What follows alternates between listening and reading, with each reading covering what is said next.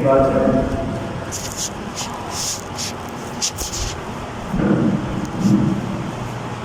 ایک بات دوسری بات سے جڑی ہوئی، پہلی بات سمجھ نہیں آئی، دوسری بات سمجھ نہیں آئے گی، لہٰذا توجہ سے سنیے۔ قرآن پاک نے فلسفہ شہادت کو بیان کیا ہے اور بڑی تفصیل سے بیان کیا ہے۔ قرآن نے ان شہداء کو شہید قرار دیا۔ شہید کہتے ہیں گواہ، یہ شہداء، یہ شہید، یہ اللہ کے گواہ۔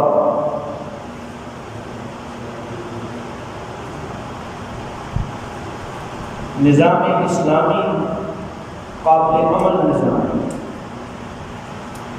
اس چیز کو دنیا کے اندر نافذ کرنے کے لیے تاکہ تمام بنی نوع آدم پر یہ حجت تام ہو جائے کہ دنیا میں اس چشم آفتاب میں، اس آسمان میں، اس نظام سے خوبصورت نظام کائنات میں نہیں دیکھا۔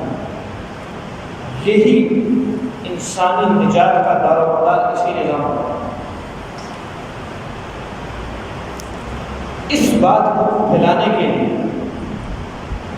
تاکہ پوری بنی نوع آدم کے اوپر حجت ہو جائے، لوگوں نے قربانیاں دی۔ ان قربانیوں پر ان کی جان گئی، اس جان جانے کو شہید کرا دیا۔ قرآن نے فرمایا شہداء، یہ شہید گواہ ہیں اللہ رب العزت۔ یہ قرآنی فلسفہ شہادت ہے۔ سب سے پہلے ایک انسان کو انقلابی نظام کے سامنے لایا گیا، ایک انسان کے سامنے انقلابی نظام پیش کیا گیا، اس کا نام اسلام ہے۔ وہ جناب محمد رسول اللہ صلی اللہ علیہ وسلم یہ انقلابی نظام لے کر آئے ہیں۔ اس کو پھیلانے کے لیے، اس نظام کو پہنچانے کے لیے جو آڑ آئی ہے درمیان، جو رکاوٹیں آئی ہیں درمیان کے، ان رکاوٹوں کو، اپنی جان کو قربان کرنے والوں کو قرآن نے شہداء کہا۔ ترجمہ بتلایا اللہ کا گواہ۔ یہ ہے قرآنی فلسفہ شہادت، صرف ایک جملہ۔ اگلی چیز، اللہ نے اس امت کو قرآن میں امتاً وسطا کہا۔ اس کو سمجھنے کی ضرورت ہے۔ جب حجاز مقدس کے اندر، عرب ممالک کے اندر حضور صلی اللہ علیہ وسلم کا یہ انقلاب محمدی صلوات اللہ وسلام علیہ یہ جب عام ہو گیا، غالب ہو گیا، آسان لفظوں میں کہیں انقلاب محمدی کی تکمیل ہوگی حضور صلی اللہ علیہ وسلم کے دور پہ، جب تک حضرت کی زندگی مبارک تھی تو نبی کا کام ختم۔ نبی آتا ہے اس انقلاب کو جو لے کر آتا ہے، میں شریعت کا نام انقلاب ہے، آگے جا کے یہ بات سمجھ میں آئے۔ جب نبی اپنی شریعت، اپنا انقلاب دنیا میں برپا کر چکا ہوتا، اب نبی کی کائنات کے اندر ضرورت نہیں ہوتی، جہاں سے آئے ہوتے ہیں وہاں لے جائے۔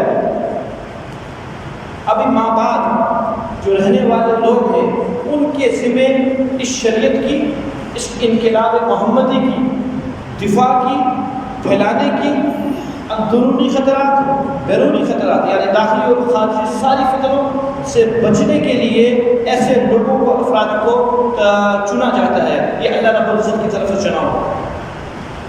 تو انقلاب محمدی صلی اللہ علیہ وسلم کی تکمیل کے بعد ہزاروں جانے گئے ہیں اس انقلاب۔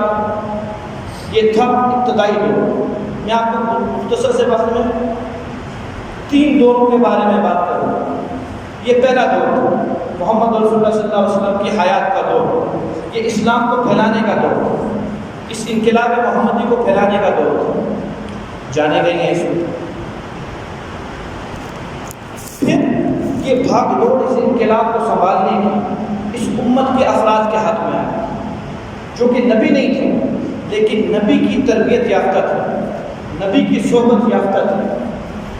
فقاہت، تطیر، تفکر، یہ سب کا سب نبی سے سیکھا ہوا تھا۔ فلاں موقع پہ کیا کام کرنا ہے، لہذا دنیا نے اس انقلاب کو سن لیا، جان لیا۔ روم ہلا، کیسو کسرا ہلے، ایران ہلا، انقلاب محمدی صلی اللہ علیہ وسلم سے حضرت جی کی زندگی ہی کے آپ کی وفات کے بعد، آپ کی رحمت فرمانے کے بعد یہ انقلاب آیا امت کے ہاتھوں میں۔ امت کا پہلا فرد سیدنا حضرت ابوبکر صدیق رضی اللہ تعالیٰ عنہ اس انقلاب محمد صلی اللہ علیہ وسلم کو لے کو آگے چلے۔ اس طریقے سے ہر دور کے اندر ہر انقلاب کے بعد ایک چیز آیا کرتی ہے۔ اس انقلاب پر رد عمل، اس انقلاب کو روکا جائے، اعلیٰ درجے کی کوشش یہ کہ توڑ دیں، ختم کر۔ یہی ہوا۔ جب تک انقلاب کے بانی موجود تھے فتنے نہیں اٹھے، آوازیں نہیں اٹھی۔ اندرون عرب، حجاز مقدس سے دو عالمگیری فتنے اٹھے، اس کو کہتے ہیں فتنۃ الکبریٰ۔ پہلا فتنہ مسلمہ کذاب، نبوت کا دعویٰ، ایمان پر ڈالا۔ دوسرا فتنہ اسلام پر ڈالا، مرتدین زکوٰۃ۔ اب انہوں نے ان کو موت پر تیار کیا صحابہ کو۔ موت آتی ہے تو پھر تو کام ہی ہو جاتا، نہیں آتی تو کم از کم اسلام کے اندر ایک ایسی دراڑ لا دی جائے جس سے ادھر ہی انقلاب محمدی ختم ہو جائے، گویا انقلاب محمدی ناتمام ہو کر چھٹی ادھر ہی اسی دور کے اندر۔ کہ انہوں نے دو کام کیے ایک ساتھ۔ موت کیا تھی؟ مسلمہ کذاب پر ایمان، چھٹی ہو جائے گی، ایمان نعرے لگائیں۔ دوسری چیز کیا تھی؟ اگر یہ موت پر تیار نہیں ہوتے، یعنی مسلمہ کذاب پر ایمان نہیں لاتے، تو کم از کم اسلام تو ان کا باقی نہیں رہے۔ وہ کیا کہ جس اسلام کے 5 ارکان میں ایک زکوٰۃ ہے، زکوٰۃ پہ ایک آدمی مانتا ہی نہیں، بالخیر وہ بھی کافر بات بنے گی۔ اس پر اندرون عرب سے داخلی انداز میں فتنوں کی بھرپا۔ حضرت ابوبکر صدیق رضی اللہ عنہ کی فضیلت کا سب سے بڑا بات وہ یہ ہے، جہاں یہ حضرت ثابت قدم ہے، جہاں دیگر صحابہ کے پاؤں ہلے، یہ حضرت ثابت قدم ہے۔ بلکہ کتابوں کے اندر لکھا ہے اگر یہاں معاملہ ابوبکر کے ہاتھ سے بھی نکل جاتا تو جو انقلاب محمدی چھوڑ کر گئے تھے وہ ادھر ہی ناکام ہو جاتا، معاملہ ختم ہو جاتا۔ اسی بارے میں تو کہا گیا حضرت ابوبکر صدیق رضی اللہ عنہ کے بارے میں، لولا ابا بکر لما عبد اللہ، اگر ابو بکر رضی اللہ عنہ اس دور میں جمتے نہیں، آج اللہ کا دین دنیا میں نہ ہوتا، معاملہ ختم ہو چکا۔ تو وہ جو جس نیچ پر انقلاب کو چھوڑ کر گئے حضرت صلی اللہ علیہ وسلم، ابو بکر صدیق رضی اللہ عنہ کی 1.5 سالہ 2 سالہ 2 مہینے کا دور اسی ترتیب میں چلا۔ ایک سوچ دی ابو بکر صدیق رضی اللہ عنہ، ابو بکر رضی اللہ عنہ خود مقرر کیا، اپنی زندگی کے اندر مقرر کیا، ووٹ کے ذریعے حضرت عمر رضی اللہ عنہ خلیفہ نہ بنے کہ ووٹ ڈالیں گے۔ پچھلے حاکم کے مشورے سے حضرت عمر رضی اللہ تعالیٰ عنہ کو لایا اور ساری سوچ ابو بکر صدیق رضی اللہ عنہ کی، عمر رضی اللہ عنہ کی سوچ پر بہت کم عمل ہوا۔ جو حضرت نے نیا نظام دیا اس میں 80% نظام حضرت ابو بکر صدیق کا دیا ہوا تھا، اس لیے صفحاء کے نزدیک فاتح دنیا حضرت عمر نہیں، فاتح دنیا ابو بکر صدیق رضی اللہ عنہ۔ کہ حضرت عمر نے حضرت ابو بکر کی ترتیب پر عمل کیا، کہاں سے کہاں بات ہوا کیا؟ حضرت عمر رضی اللہ عنہ کا دور آیا، پہلا رد عمل جو مشرکین کی طرف سے آیا، ایک نبوت کا جھوٹا دعویٰ، دوسرا اسلام کی حقیقت کو ختم کرو، زکوٰۃ کو نکالو یہاں سے۔ اللہ پاک نے ابو بکر صدیق رضی اللہ عنہ کے ذریعے حفاظت فرمائی۔ کفار کا رد عمل انقلاب محمدی کو نقصان نہیں دے سکتا۔ دور آیا عمر رضی اللہ عنہ۔ اب یہ دور نام رکھا گیا اس دور کا توسیع انقلاب محمد صلی اللہ علیہ وسلم۔ حضور صلی اللہ علیہ وسلم کی اس انقلاب کی اب توسیع ہونا شروع ہوئی، حجاز مقدس سے نکلا یہ انقلاب، اب دنیا اس انقلاب کے اندر آنے لگی۔ ہوا کیا جی؟ ایران کی جڑیں نکل گئی، جڑیں اچھاڑ لی گئیں. حضرت سعد بن ابی وقاص رضی اللہ عنہ کی قیادت کے اندر حضرت عمر رضی اللہ عنہ کے دور میں ایران فتح ہو گیا. روم صرف یورپ تک رہ گیا. شمالی روم، جنوبی روم سب کا سب صحابہ کے قبضے کے اندر تھا. شام مسلمانوں کے قبضے کے اندر آ گیا. فلسطین، بیت المقدس، یہ سب اسلامی حکومتیں بنتی جا رہی ہیں. یہ توسیع انقلاب محمدی ہے. توسیع ہو رہی ہے انقلاب کے اندر، توسیع ہو رہی ہے. میں آج کیا ہے، ہر عمل کے بعد رد عمل ہے، ہر انقلاب کے بعد رد عمل ہے. پہلے دور میں ابو بکر صدیق رضی اللہ عنہ کے دور کے اندر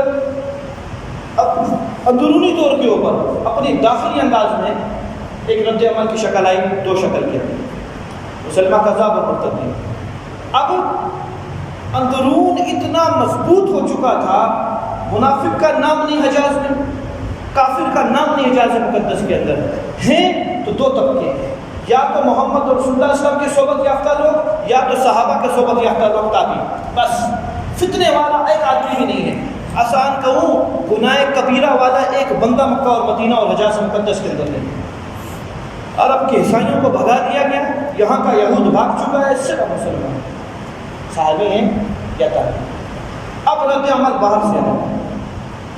نوشیروان بادشاہ تھا ایران کا اس ٹائم پہ، ایران سے رد عمل آیا اور مضبوط رد عمل آیا. وہ یہ سمجھتے تھے کہ دیوار جو ایک کھڑی ہے اسلام کی، یہ انقلاب محمدی کی، یہ ایک شخص پہ کھڑی ہے اور وہ شخص ہے عمر. اس دیوار کو گراؤ. تو لہٰذا شرارت تھی نوشیروان کی، افراد تیار کیے گئے جس میں لولو فیروز مجوسی کو تیار کیا. اسلام کی شکل کے اندر مدینہ آیا، دکھلایا اپنا اسلام، مسلمان. آخر حضرت عمر رضی اللہ تعالیٰ عنہ اس رد عمل کا شکار ہوئے اور یکم محرم کو حضرت عمر رضی اللہ تعالیٰ عنہ شہید کر دیا. لیکن اسلام کو فرد کا تو نقصان ہوا، اس انقلاب محمدی کو فرد کا تو نقصان ہوا، لیکن جو ان کی ایک سوچ تھی کہ اس انقلاب محمدی کی جڑیں بنانے والا اور اس پر عمارت کھڑی کرنے والا وہ عمر ہے، یہ سوچ ان کی غلط ہوگی. نہیں، عمر نہیں ہے. یہ ایک فرد سے انقلاب نہیں چلا رہا، یہ تو انقلاب محمد اور رسول اللہ صلی اللہ علیہ وسلم اس کے بانی ہے، عمر بانی نہیں ہے. اس کی شورا بنوائی گئی. اس جملوں کو یاد رکھنا، آگے سمجھ میں آئے گا. ابو بکر صدیق رضی اللہ عنہ کے فیصلے سے عمر رضی اللہ عنہ نے 6 رکنی شورا بنی. آخری وقت کے اندر 27 ذی الحجہ کو خنجر لگا، فجر کی نماز میں زہریلا. صرف نماز کے وقت میں آنکھ کھلا کرتی تھی، باقی وقت میں بے ہوش رہتے تھے. اسی نمازوں کے حالات میں 6 بندے بلائے. یہ 6 بندے عام نہیں ہیں، یہ اکابر صحابہ ہیں، محمد رسول اللہ صلی اللہ علیہ وسلم کے دائیں بائیں بیٹھنے والے لوگ ہیں. یہ کمزور آدمی نہیں ہیں. ان میں سے کہا ان 6 میں ایک کو پسند کر لینا، اس انقلاب کو میری وجہ سے ضائع نہ ہونے دینا، کام جاری کرنا. لہٰذا ان 6 کے 6 میں سے 5 بندے دستبردار ہو گئے حضرت عثمان رضی اللہ عنہ کے ساتھ. حضرت اب دور آیا حضرت عثمان رضی اللہ تعالیٰ عنہ. یہ 12 سالہ دور تھا. پہلے 10 سال بہو اسی طرح توسیع ہوتی رہی اسلام کے اندر جس طریقے سے حضرت عمر رضی اللہ عنہ کے دور کے اندر توسیع ہوئی، اور خوب سے خوب توسیع ہوئی. اس سے آگے بڑھ کر کام ہوا. 21 لاکھ مربع میل تقریباً حضرت عمر رضی اللہ عنہ کا دور. اب یہ 44 لاکھ پہ ڈبل سے بھی اوپر چلا گیا. یہ آ چکی ہے بات حضرت عثمان رضی اللہ عنہ کے 10 سالہ دور خلافت کی. نیا سے نیا نظام بنا. غیر ممالک ملکوں کے اندر، دارالحرب کے اندر مساجد و مراکز کی تعمیرات ہوئیں. وہاں سے مدینہ اور مکہ سے معلمین جا رہے ہیں یورپ کے اندر. اب اسلام نے حضرت عثمان کے دور میں یورپ کے اندر یورپ والوں نے اسلام کا کلمہ سنا اور وہ لوگ مسلمان ہیں. روم ختم ہو گیا تقریباً، شاہ کیسر ختم ہو گیا تقریباً، کچھ نہیں رہا. تھوڑی تھوڑی نمک ان کی باقی تھی، اپنے اپنے جہاں ان کے دارالخلافہ تھے. اس کے علاوہ دائیں بائیں کی زمینیں سب کی سب اسلامی ممالک ہو چکی تھے. وہاں مسلمانی گورنر کام کر رہے تھے. مضبوط قلعہ، سب سے مضبوط قلعہ جو سب سے مضبوط ان کی جگہ کی شام، یہ مسلمانوں کا شام بن چکا تھا. امیر معاویہ رضی اللہ تعالیٰ عنہ، ان سے بڑا سیاستدان اس ٹائم پہ کوئی موجود نہیں تھا. اب عثمان کے دور میں اس مضبوط جگہ پر مضبوط آدمی کی ضرورت تھی. امیر معاویہ کو حضرت نے اپنے سے جدا کیا. تمہاری مدینہ ضرورت ہے لیکن شام میں تمہاری زیادہ ضرورت ہے، تم شام میں. دوسرا مرکز بنا یہ یورپ کی طرف، ادھر سے آگے روم سے آگے یورپ شروع. حجاز کے حدود میں جو آئے گا اس سے پہلے ایک جگہ جگہ آئے گی اس کا نام کوفہ ہے، جہاں اپنے بندے ہونے چاہیے، اس کو دوسرا مرکز بناؤ۔ عبداللہ بن مسعود رضی اللہ عنہ کو حضرت عمر کے دور میں بھیجا گیا، عبداللہ وہاں جا کے کام شروع کر۔ حضرت علی کے دور اختتام تک عبداللہ بن مسعود کوفہ میں رہے۔ اس شخص نے کیا کیا وہاں کے چرواہوں کو مفتی بنایا، اس نے بھیڑ بکریاں چلانے والے اپنے زمانے کے مفتی تھے وہ۔ یہ کوفہ دوسرا مرکز بنا۔ شام رد عمل آیا، اب یہود کی طرف سے رد عمل ہے۔ عبداللہ بن سبا کو تیار کیا گیا، یہ ہے 11واں سال حضرت عثمان رضی اللہ عنہ کی خلافت ہے۔ 12 سال کل ہیں، 10 کے اندر ہو گئے 11۔ عبداللہ بن سبا نے آ کر ایک کمزوری پکڑی تھی، اور وہ کمزوری تھی بنو ہاشم بنو امیہ۔ ٹھیک ہے، اب خلیفہ ہیں بنو امیہ میں سے عثمان رضی اللہ عنہ، اور بنی ہاشم کے بڑے بڑے افراد بیٹھے ہوئے ہیں اور جو ان کے بیٹے ہیں، جس میں سے سب سے پہلا نام حضرت علی رضی اللہ عنہ کا آتا ہے، عبداللہ بن عباس رضی اللہ عنہ کا آتا ہے، مسلم بن عقیل کا آتا ہے، دیگر لوگوں آوازیں پھیلانا شروع کی، اس لیے 1 سے 2 بن گئی، 2 سے 3۔ ہاں یہ تو بات ٹھیک ہے، حق تو بنی ہاشم کا ہے کیونکہ محمد رسول اللہ ہاشمی ہیں، بنو امیہ کس اقتدار کے اندر ہے؟ یہ آوازیں اٹھنا شروع ہوئی۔ ایک وہ چیز تھی جو فتح مکہ کے اندر حجۃ الوداع کے موقع پر حضور صلی اللہ علیہ وسلم دفنا کر گئے تھے اس آواز کو، کہ تعصبیت ختم، لسانیت ختم، عربی کو عجمی پر، عجمی کو عربی پر، ہاشمی کو غیر ہاشمی پر، غیر ہاشمی کو ہاشمی پر، کوئی فضیلت نہیں ہے۔ ان اکرمکم عند اللہ اتقاکم، یہ ہے فضیلت کی چیز۔ تم میں اگر اللہ کے یہاں ذیشان ہونا ہے تو تقوی کی بنیاد پر ہوگا، ورنہ نہیں ہے، قومیت کی بنیاد پر کوئی نہیں ہوگا۔ یہ وہ چیز تھی جس کو دفنا کر حضور صلی اللہ علیہ وسلم گئے تھے، انہوں نے دوبارہ اس چیز کو آواز دی اور آگ لگائی اس تعصبیت کے دھارے کو، اور یہ آگ لگی۔ ہوا کیا؟ اب 2 جماعتیں بنی، ایک بنو امیہ کی دل دادا، ایک بنو ہاشم کی دل دادا۔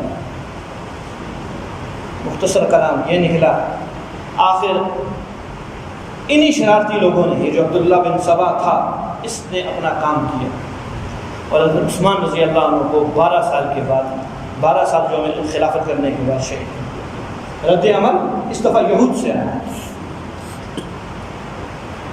حضرت عثمان رضی اللہ عنہ نے 4 بندے نامزد کیے آخری ٹائم کے، ابو بکر نے بھی نامزد کیے، اور عمر نے بھی نامزد کیے، اور عثمان نے بھی نامزد کیے۔ اس میں پہلا نام حضرت علی رضی اللہ عنہ تھا، دوسرا نام حضرت زبیر رضی اللہ عنہ، بڑے صحابی ہیں، بہت شجاع صحابی ہیں، ان کا نام، اور 2 سعد بن ابی وقاص تھے، عبد الرحمن بن عوف تھے، ان میں سے کوئی۔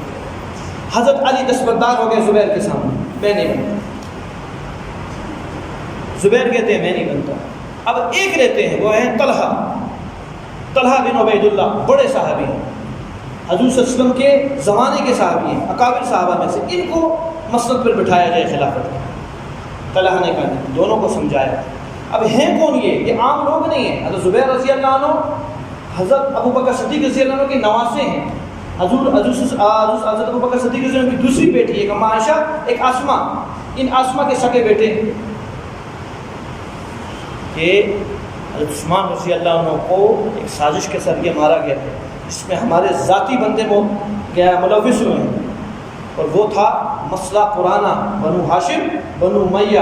طلحہ بنتا ہے کہیں اور بات چلی جائے گی، زبیر بنتا ہے بنو تیم کے اندر خلافت آ جائے گی، بات اور آگے نکل جائے گی۔ حضرت علی کو کہا مجبوراً بنو۔ حضرت علی چاہتے ہوئے خلیفہ وقت بنے ہوئے، پہلے دونوں خلیفہ، ایک بنو تیم سے تھے ابو بکر صدیق رضی اللہ عنہ، دوسرا بنو عبد سے تھے حضرت عمر رضی اللہ عنہ۔ بنو ہاشم بنو امیہ کی کوئی بات نہیں تھی، اس لیے کوئی فتنے کی بات نہیں۔ حضرت علی رضی اللہ عنہ کا دور ابتدا ہی سے فتنوں کا، اب دوبارہ فتنے خارجی نہیں تھے، اب دوبارہ فتنے اندرونی تھے۔ قصاص عثمان پر باتیں شروع ہوئی، وہی بات اصل کے اندر بنو امیہ اور بنی ہاشم کی تھی، اسی کو آواز اٹھا کے قصاص عثمان بنایا گیا۔ حضرت بہت بڑا نقصان ہوا اسلام کا، بہت بڑا نقصان ہوا۔ جنگ صفین کے اندر 74,000 صحابہ شہید ہوئے۔ جنگ صفین یہ عام لوگ نہیں تھے، یہ سب محمد رسول اللہ کی صحبت یافتہ تھے۔ صرف یہ جو یہود کی طرف سے رد عمل آیا تھا ایک سازش کی شکل میں عبداللہ بن سبا کی، انہی لوگوں کی وجہ سے جنگ صفین ہوئی، انہی لوگوں کی وجہ سے جنگ جمل ہوئی. ایک رات میں جنگ جمل کے اندر 10,000 صحابی شہید ہوئے. 1,40,000 حضرت چھوڑ کر گئے تھے, 84,000 تو یہ ہو گئے. اس میں بچیاں بھی ہیں, بچے بھی ہیں, بوڑھے بھی ہیں, دیگر بھی ہیں. نیزوں پہ قرآن اٹھے اور اس پہ قسمیں کھائیں. حضرت علی رضی اللہ عنہ کے دور خلافت کے اندر ان 5 سالوں میں بس یہی ہوا.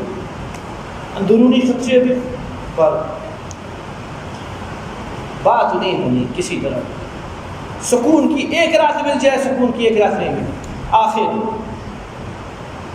حضرت علی رضی اللہ عنہ کی جماعت 3 دھڑوں کے اندر تقسیم ہوگی جو خلیفہ وقت ہیں. پہلا دھڑا جو ان کے حامی بنے وہ سب کے سب کوفی تھے, حضرت علی کو چاہنے والے. دوسرا دھڑا حضرت عثمان رضی اللہ عنہ کو چاہنے والے, بنو امیہ کے قصاص عثمان ہونا چاہیے, اسی وقت ہونا چاہیے, خواہ ہماری جان جاتی ہے چلی جائے, اس جان کو کیا کرنا ہے.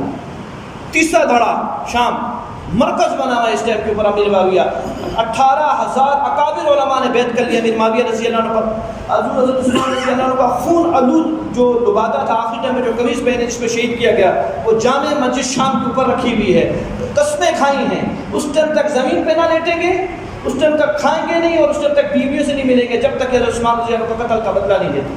حضرت علی رضی اللہ عنہ کو اس پر تیار کرنے کی کوشش کی گئی کہ یہود کی طرف سے یہ حملہ ہوا ہے, حملہ کیا جائے. یہ تیسرا دھڑا ہے. حضرت عثمان حضرت علی رضی اللہ عنہ مصالحت کی نیت سے حضرت ابی معاویہ رضی اللہ عنہ کو بلایا, آؤ دمشق مرکز بنا, یہاں بات کریں گے. سعد بن ابی وقاص رضی اللہ عنہ, عبداللہ بن عباس, بڑے اکابر صحابہ, ان کی حضرت علی رضی اللہ عنہ کی طرف سے متکلم کی شکل کے اندر گئے.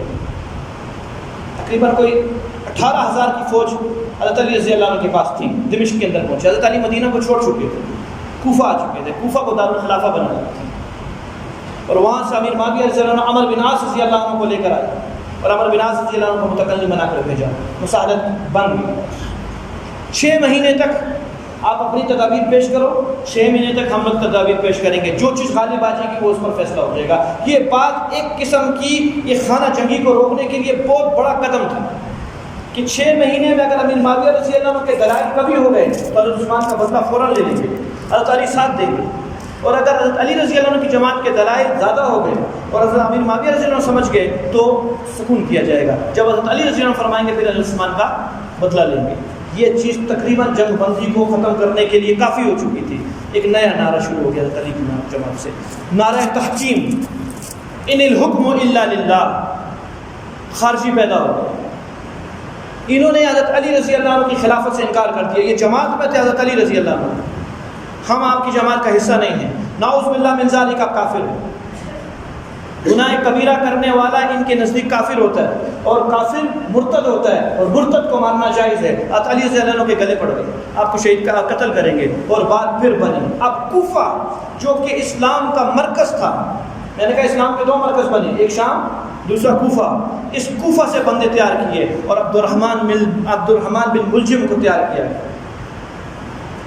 اس عبد الرحمن بن ملجم نے اچھا, اب ایک گول میز کانفرنس ہوئی انہی کفار کی, اور یہ کانفرنس اسلام کے دارالخلافہ کوفہ کے اندر ہو رہی ہے.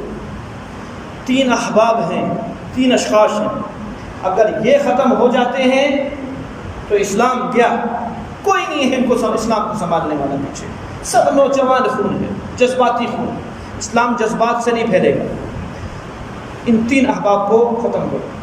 ان میں پہلا نمبر حضرت علی رضی اللہ عنہ کا تھا, دوسرا حضرت امیر معاویہ کا تھا, اور تیسرا عمر بن عاص رضی اللہ عنہ کا تھا. یہ تینوں اکابر لوگ تھے, لہذا تینوں کے لیے 3 افراد تیار کیے گئے.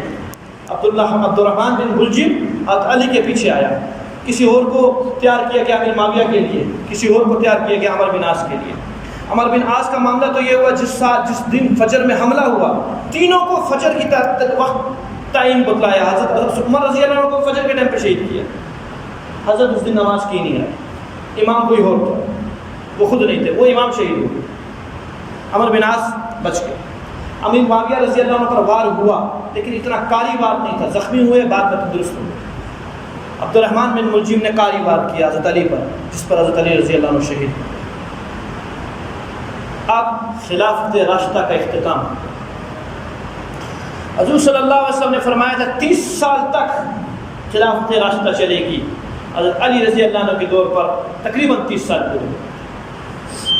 اب حضرت حسن رضی اللہ تعالیٰ عنہ حضرت علی رضی اللہ عنہ کے صاحبزادے امت کی دیکھ بھال کی بھاگ دوڑ سن رہے. 6 مہینے ہی گزرے تھے کہ انہوں نے حضرت امیر معاویہ رضی اللہ عنہ کے ہاتھ پر بیعت کی. حضرت یہ ہے 41 ہجری. حضرت امیر معاویہ رضی اللہ عنہ کا خلیفہ بننا گویا اسلام کا دوبارہ صلب اسلام کا جاگنا تھا، فتنوں کا ختم ہونا تھا. 20 سال سب سے بڑا زمانہ خلافت امیر معاویہ کے تمام صحابہ میں سے 20 سال. حضرت 20 سال میں اسلام دوبارہ اپنے پاؤں پہ کھڑا ہونا شروع ہوا، جو اپنے اندرونی اور خارجی فتنوں کی وجہ سے گر چکا تھا. ہوتے ہوتے ہوتے حضرت امیر معاویہ رضی اللہ عنہ کے دور خلافت میں 68 لاکھ مربع میل تک اسلام پہنچ گئے. حضرت عثمان نے کہاں تک چھوڑا تھا؟ 44 لاکھ. حضرت علی رضی اللہ عنہ کے دور میں 5 سال میں کوئی توسیع نہیں ہو سکی، وجہ اپنے اندرونی فتنے تھے. حضرت امیر معاویہ کے دور کے اندر دوبارہ اسلام جاگا اور 68 لاکھ مربع میل پر بات کچھ لوگ آئے.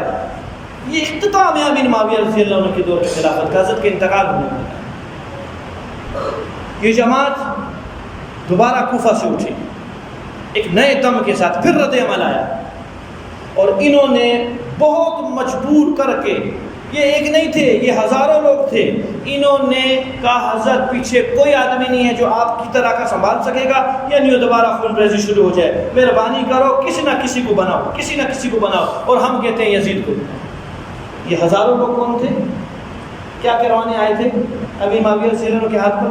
حضرت نے یزید کو خلیفہ نہیں بنایا، ایک علاقے کا ولی عہد بنایا. کس کا؟ اور وہ علاقہ تھا قسطنطنیہ، استنبول، ترکی. تھوڑی دیر سے جمعہ ہوا، خیر بات پوری کریں. سارے گورنروں کو کہا پوری دنیا میں جہاں تھے اسلامی علاقے کہ یزید کی ولی عہد ترکی پر بیعت کرنا. تقریباً سب نے کر لیا. ایک چھوٹا سا علاقہ، یہ خلیفہ وقت نہیں ہے، اس کی چلے گی نہیں، کونسلر ناظم ہے بس. 5 احباب نے انکار کر دیا بیعت سے، ہم نہیں کرتے. یا 5 افراد نوٹ کیجیے گا، یہ ہیں کون لوگ. نمبر 1 ابوبکر صدیق رضی اللہ عنہ کے صاحبزادے عبد الرحمن بن ابو بکر، حضرت عمر رضی اللہ عنہ کے صاحبزادے عبداللہ بن عمر، حضرت عباس کے صاحبزادے عبداللہ بن عباس، حضرت زبیر کے صاحبزادے عبداللہ بن زبیر، اور حضرت علی رضی اللہ عنہ کے صاحبزادے حسین بن علی. یہ 5 احباب نے کہا ہم اس بندے کی بیعت نہیں کرتے. حالانکہ یہ بیعت کس چیز کی تھی؟ ناظمی اور کونسلری کی. میں سمجھانے کے لیے کہہ رہا ہوں، ایک علاقے کی تھی. ولی عہد تھے، خلیفہ نہیں تھے ترکی کے. حضرت امیر معاویہ رضی اللہ عنہ نے کوئی کام نہیں کیا، ان کی اپنی رائے، ان کی اپنی رائے. ٹھیک، ہم کسی کو مجبور نہیں کرتے، زمانہ چلتا ہے. امیر معاویہ رضی اللہ عنہ کے انتقال پر یہ ایک سازش ہوئی تھی، جو کہ سازش ہو کر سمجھو دستخط ہو گئے، وقت کے اوپر اس کو نکالا جائے گا. اور وقت آ گیا امیر معاویہ رضی اللہ عنہ کے انتقال کہ اب اس بندے کو جو ایک کونسل اور ناظر کی شکل میں آیا تھا، اس کو وقت کا وزیر اعظم بنانے لگے تھے، بغیر کسی ترجیح کے، بغیر کسی وجہ کے. اکابر پڑے ہوئے ہیں، یہ نوجوان بندہ ہجرت کے بعد پیدا ہوا ہے. اس کو خلافت کے اوپر آواز اٹھی اٹھی اٹھی اٹھی اٹھی. اب جو اکابر صحابہ تھے وہ اپنی آنکھوں سے خون ریزی دیکھ چکے تھے صحابہ کی، جو کہ جنگ صفین اور جنگ جمل کے اندر ہوئی. انہوں نے اس خون ریزی کی وجہ سے خاموشی اختیار کی. بہت بڑا فتنہ اٹھ گیا. کر لو کچھ موقع آیا، سنبھالیں گے دوبارہ اسلام کو، ابھی کرو فی الحال. لیکن یہ 5 احباب نے بیعت نہیں کی. پھر ان 5 میں سے ایک فوت ہو گئے، عبد الرحمن بن ابو بکر پہلے سے. اب 2 بوڑھے رہ گئے، 2 جوان رہ گئے. عبد الرحمن بن عبداللہ بن عباس اور دوسرے صحابی ہیں عبداللہ بن زبیر. یہ عمر میں بڑے صحابی ہیں اور وہ بوڑھے صحابی ہیں، عبداللہ بن عمر. اور حضرت حسین رضی اللہ عنہ اور عبداللہ بن زبیر رضی اللہ عنہ دونوں ہجرت کے بعد پیدا ہوئے. ان کی بانسبت عمر میں کم ہے. ان دونوں کا مشورہ دیا کہ محمد رسول اللہ صلی اللہ علیہ وسلم اکیلے تھے، ہم 4 ہیں. مکہ کو حضرت نے مرکز بنایا تھا، جو کہ حرم ہے، اللہ کا ادھر پیرا ہے، اللہ کی طرف سے یہ امن ہی امن ہے، کوئی کچھ نہیں کر سکتا. مکہ میں رہیں گے، ہم 4 بندے اٹھ کے دعوت شروع کریں گے. اور وہ جو انقلاب محمدی صلی اللہ علیہ وسلم صلوات اللہ وسلام علیہ آج تک آیا ہے، جس کو پوری دنیا نے سنا ہے، دنیا مسلمان ہو چکی ہے، ہم یہ چاروں کے چاروں اٹھ کر اس انقلاب کو دوبارہ شروع کریں گے۔ دو بندوں میں اختلاف ہو گیا، جو بوڑھے احباب تھے عبداللہ بن عباس اور عبداللہ بن عمر، وہ دونوں کی رائے ایک طرف ہو گئی، حضرت حسین بن علی اور عبداللہ بن زبیر یہ ایک طرف ہو گئی، کہا نہیں ایک کام کرنا چاہیے، لڑیں گے۔ اب ان دونوں میں بھی اختلاف ہو گیا۔ عبداللہ بن زبیر نے فرمایا مکہ کو مرکز بنا کے لڑائی کرنی چاہیے، یہاں جماعت بنائے مکہ کو، ان کے گھر میں رہ کے کیسے جماعت بنے گی، وہ تو انہیں کے حامی نکلیں گے۔ حضرت حسین نے فرمایا نہیں، مجھ کو خطوط آئے ہیں، کوفہ سے بہت خطوط آئے ہیں، وہ میری بیعت کرنے کو تیار ہیں، تم لوگ بات سمجھتے نہیں ہو۔ حضرت سب سے زیادہ جو اصرار کیا وہ تھے عبداللہ بن عباس رضی اللہ عنہ، بہت روکا، اپنے بہت اونچا منصب تھا عبداللہ بن عباس کا، اپنے منصب سے اتر کے نیچے آئے، پاؤں میں پڑے، خوشامد کی کہ اللہ کے لیے، خدا کے لیے حسین نہ جاؤ، اگر جائے گا تو اکیلا جائے، تیرے باپ علی کو یہیں ذبح کیا ہے کوفہ کے اندر، جہاں تجھے ابھی پھر بلایا جائے، مہربانی کرنا جائے۔ مختصر کلام یہ نکلا، حضرت حسین رضی اللہ عنہ کہتے ہیں قرآن ہے فَإِذَا عَزَمْتَ، جب تو ایک دل کے اندر ارادہ کر لے، فَتَوَكَّلَ عَلَى اللَّهِ، تو اب اللہ کی ذات کے اوپر بھروسہ کر۔ تو بس حضرت حسین رضی اللہ عنہ کے دل میں ایک عزم پکا ہو چکا تھا میں جاؤں، اتنا عبداللہ بن عمر رضی اللہ عنہ نے کہا میں تیرے قدموں کے سامنے گرتا ہوں، حضرت عمر کے بیٹے حضرت حسین رضی اللہ عنہ کو سمجھا رہے ہیں، میں تیرے قدموں کے نیچے گرتا ہوں، اور مجھے یہ معلوم ہے حسین کہ تو میری لاش پر گزرنے سے تھوڑی شرم کرے گا تو اللہ کی قسم میں اپنے آپ کو مارنے کو تیار ہوں، تجھ کو روکوں گا حرام۔ حضرت حسین نے کہا میں لاش کے ساتھ چلا جاؤں گا، یعنی روند کے جاؤں گا، میں ہر حال میں جاؤں گا، میں نہیں رکوں گا۔ آخری تجویز یہ آئی عبداللہ بن زبیر کی طرف سے، جو عبداللہ بن عباس والی تھی، کہ حضرت جانا ہے جاؤ، لیکن آل اولاد کو نہ لے کے جاؤ، آل اولاد کو نہ لے کے، ہمیں بے عزتی کا خطرہ ہے، بے تمیزی کا خطرہ ہے، ان کی تعظیم کے اندر کہیں گستاخی نہ ہو جائے، یہ اونچے لوگ ہیں، ان کی آوازیں آج تک کسی نے نہیں سنی، محمد رسول اللہ کی آل کی آوازیں گھروں سے باہر نہیں نکلی کبھی، دیکھنا تو دور کی بات ہے، مہربانی کیجیے نہ جائیے، جاؤں گا۔ حضرت نے ایک کام کیا، مسلم بن عقیل کو بھیجا کوفہ، یہ آپ کے چچا کے بیٹے تھے، بھائی کے بیٹے تھے عقیل کی۔ مختصر میرے بھائیوں کا نام یہ نکلا، بات کو سمیٹتا ہوں۔